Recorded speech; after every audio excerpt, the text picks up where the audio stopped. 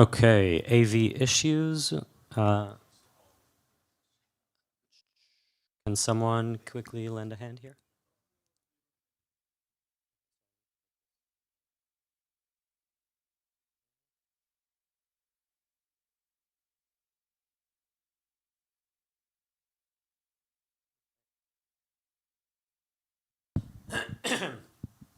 Okay, thanks for bearing with the AV issues.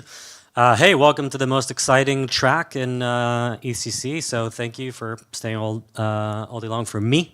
Appreciate you. I'm Tomer. I'm CPO at Stellar Development Foundation. Been in crypto for almost 9 years, and for the past couple of years, really focused on privacy specifically. So this talk is about what we've learned in discussions with institutions about privacy. So if you're in this room, you probably are already sold on privacy. But just to level set, blockchain is the only financial system where everything is completely visible. Every transaction is visible to everyone. So even if your bank account is private and your paycheck is private, once you move on chain, everything is public. For individuals, this means that anyone with a block explorer can effectively reconstruct your entire financial history, which is not great. But for institutions, it's even worse. It means that volumes, relationships, payroll, trading strategies, everything is completely visible to the world and worse to your competitors. So when we talk to financial institutions, they make it very clear that not having a way to manage visibility is a non-starter for any meaningful engagement with blockchain. So you should say this is easy. We've been working on privacy and blockchain for the past 10 years. We have, Tornado Cash, Zcash, and so on and so forth, but not exactly. So, we've been working on privacy and crypto in a very kind of like ideological cypherpunk way in which we're promoting complete financial freedom, which is awesome. But for this next wave of adoption, we really need institutions. So we need them to feel comfortable bringing their assets on chain. We want them to make payroll. We want them to accept merchant payments. We want them to engage with blockchain in a meaningful way. So for these institutions, privacy means something a bit different. It means managing visibility in a way that gives them control, allows them to stay both competitive and compliant. And so this mistake that we've made is really building privacy that is absolute. But what institutions are telling us is that privacy is, in fact, a spectrum. Privacy is not binary. It's a spectrum with an enormous number of permutations. Jurisdiction varies, so a regulated asset that is issued in the US adheres to a very different regulatory regime than one in an equivalent one in Germany. We have variants by use cases. So the type of privacy you need for payments is different from remittances, lending, or trading. And we also have a lot of variants in technology. So, we talk a lot about zero-knowledge cryptography here, but ZK, FHE, MPC-TEs, all of them bring different types of performance to the table, different types of privacy guarantees, and what they can actually hide. So the real problem is that we've been treating privacy as basically like a single feature, but it's actually this multi-dimensional design space. And so not recognizing this privacy spectrum has led to what I like to call privacy dead ends. And so, when we started looking at privacy for Stellar a couple of years ago, we realized that most privacy solutions out there today fall into one of two failure modes or dead ends. One of them is the all or nothing failure mode. And so these are privacy solutions that have basically two modes, either full transparency or full privacy, nothing in between. So this can take the shape of a privacy of a pool, of a specific pool. This can take the shape of an L2 or an app chain. But regardless, the premise is all the same, all or nothing. This is not good enough for institutions. They need more room and nuance for regulated financial institutions.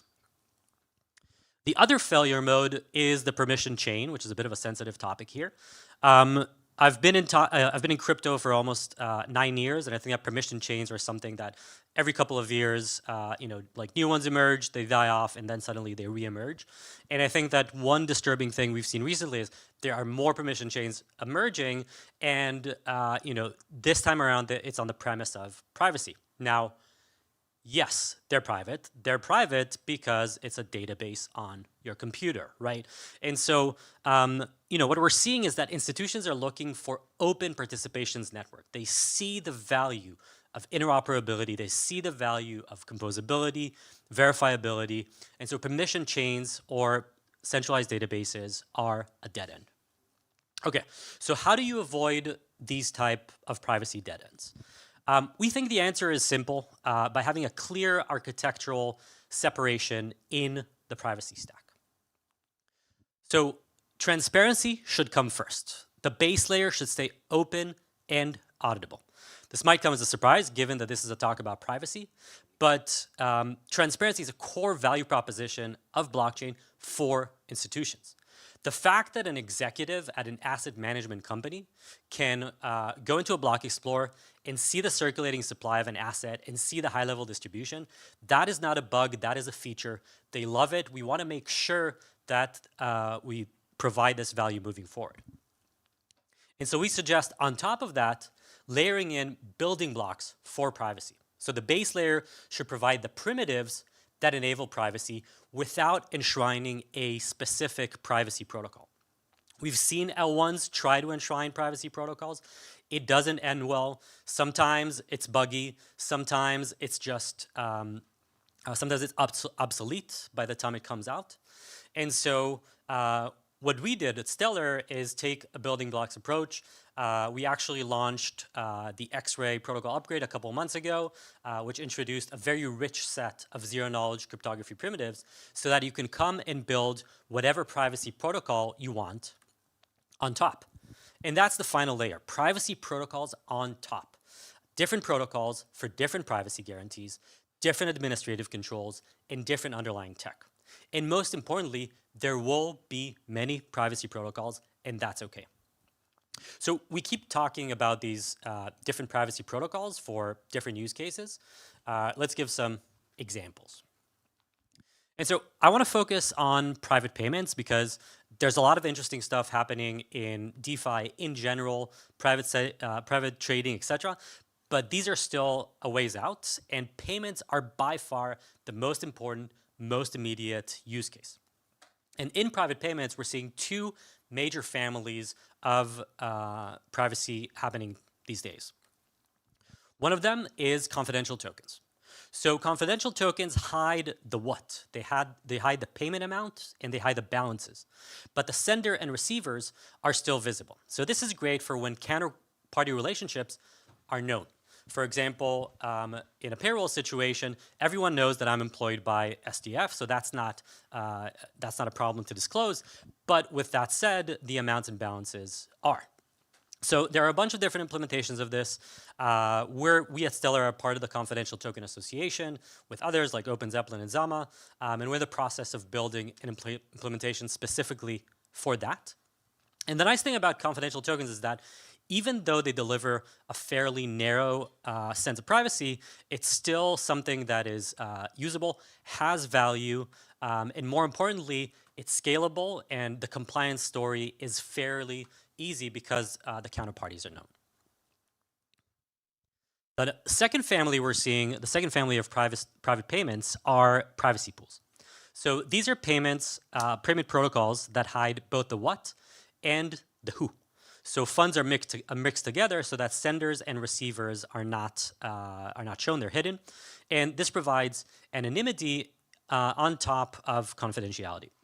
So some notable examples of that are Oxbow in the Ethereum ecosystem that have been doing a really great job. We've also seen Nethermine launch Stellar private payments on Stellar, which is kind of like a building block to build privacy pools on Stellar.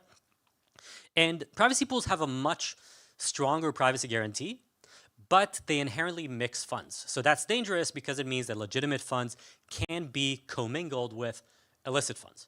That's a problem, but there are ways to tackle this that I will cover. So this demonstrates how we have different privacy guarantees. Again, privacy is a spectrum. And so the question is, how do we build administrative tools that allow us to control, to enable the compliance with these protocols and others? So at Stellar, we've been working with various builders in the space to define a compliance menu of opt-in administrative control. Now, the asterisk in this in compliance is deliberate. I am not a lawyer, and also the space of privacy and blockchains is so new that we don't really know what compliance looks like. So these are the administrative controls we're starting to see as requirements. This is not a comprehensive list, and the idea is to have these as configurable and opt-in as needed. So the first thing we're seeing, the first control, is selective disclosure, usually using view keys. So the user chooses to reveal specific transaction details to specific parties. This allows the user to show a specific source of funds on demand. So for example, if I'm depositing into Coinbase, Coinbase wants to know where these funds are coming from, I can show them a cryptographically secure source of funds. It's a very powerful primitive. It's existed for a while, but unfortunately we haven't really seen great protocols built on top of it. But I believe we're going to see more of that coming soon. The next administrative control in this compliance menu is non-selective disclosure. So in this scheme, a third-party auditor is able to hold a key that view all transactions within a scope. So that means that an issuer or a pool operator has these keys, and if law enforcement, for example, needs to trace a specific transaction or a specific user, they basically have like a door to knock on, so they know who to look for. The next administrative control is association sets. So this was pioneered by the Privacy Pools paper a few years ago by Vitalik, Amin, and others, utilized by Oxbow. And the idea is that this addresses the need to basically have some sort of filter on who can participate in a pool, so that even though a pool is commingles funds, we know that everyone in this pool have went through some minimal set of compliance checks. Then the question is, what happens if someone passed a compliance check, but then later was proven to be problematic, or the funds had like some problematic source? And so for that, we're seeing various solutions that look like forced transparent withdrawals.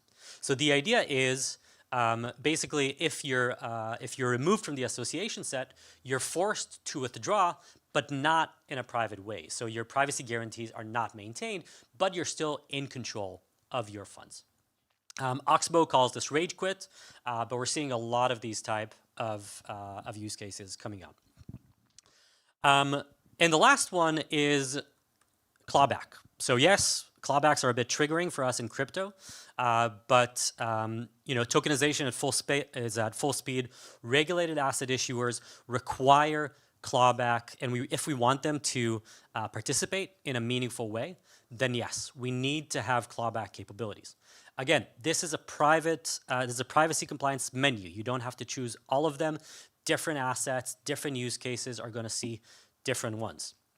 If you're in this room and any of this is offensive to you, please come and talk to us. This is an ongoing process, and we're learning and we're coming up with these as required. So kind of like just to wrap up, in crypto, we've been building privacy, which is great, but we've been really focused on ideology and cypherpunk values. These are great, but not enough anymore, because institutions require something that is a bit more nuanced. Privacy is a spectrum. We have different jurisdictions, different use cases, different tech, and there's no single answer, and that's completely okay. That's part of the process. The right approach, in our opinion, is transparency first. We want to keep the base layer open. We want to provide the right building blocks to build privacy protocols on top. Things like confidential tokens, things like privacy pools, and administrative controls as needed for these use cases. Now, all these building blocks are already in place. We have a non-hostile administration in the US, which is awesome. We have institutions that are at the table finally. They're understanding the value of blockchain. They want to engage.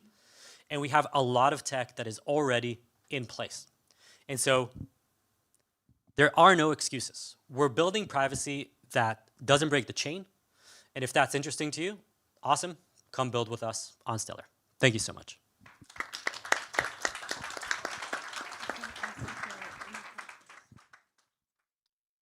Do you have any questions for the speaker?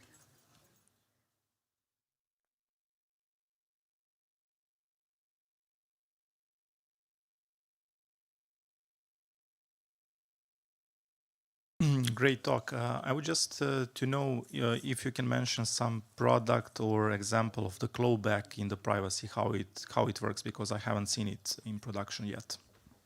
Yeah, so we haven't seen any of these yet. Stellar Private Payments is a project by Nethermind. The V1 is already open source and live, and you can check it right now. It's a privacy pools implementation that has a bunch of administrative controls on it, mostly association sets and non-association sets. For V2, we're building the rest of the administrative controls that I just shown in the menu. So the idea is that a regulated asset can participate in this pool, because today, if you look at assets like commodities, anything that's kind of like under the SEC jurisdictions, currently they require clawback capabilities. And for example, we've worked with the DTCC on building clawback into the base Stellar protocol. And so if you have Stellar asset today as an issuer, you also have an opt-in capability for clawback. I think we were the first network to introduce something like this, again, because of the requirements of regulated issuers. And so now we're taking the next step of bringing this into privacy solutions.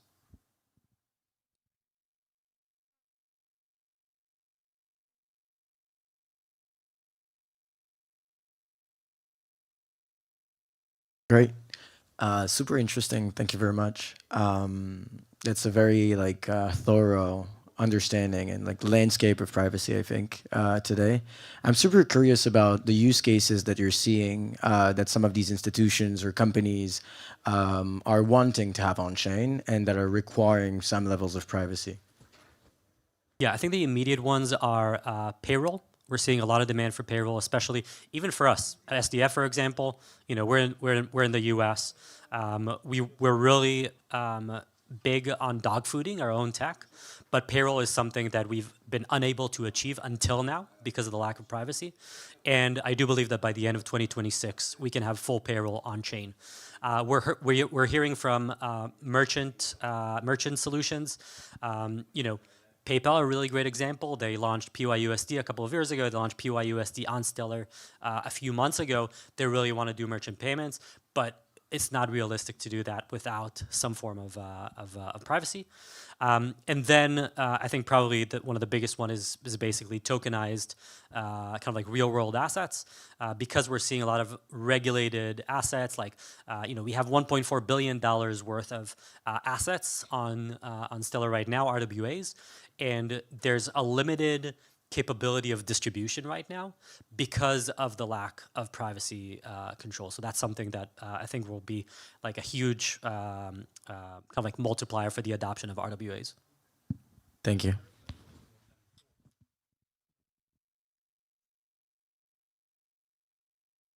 Thank you. Great talk. So one of the questions I had is, I think there's a distinction in privacy when you're talking about institutions and also like retail, like the normal people, you know? So I want to know what is your take on that. Is like the promises of, you know, cypherpunk and things like that are more to users, you know, real users. And what you're talking about is more the needs of the institutions. So what is your take on that? Yeah, I'm a big fan of Zcash. I might hold a Zcash with you. You'll never know.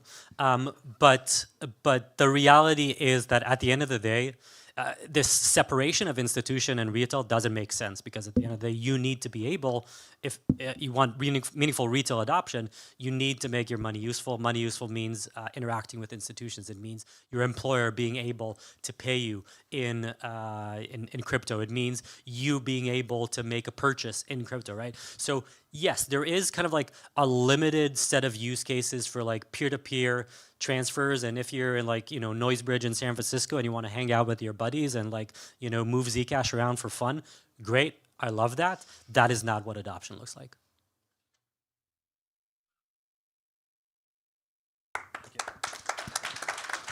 Thank you.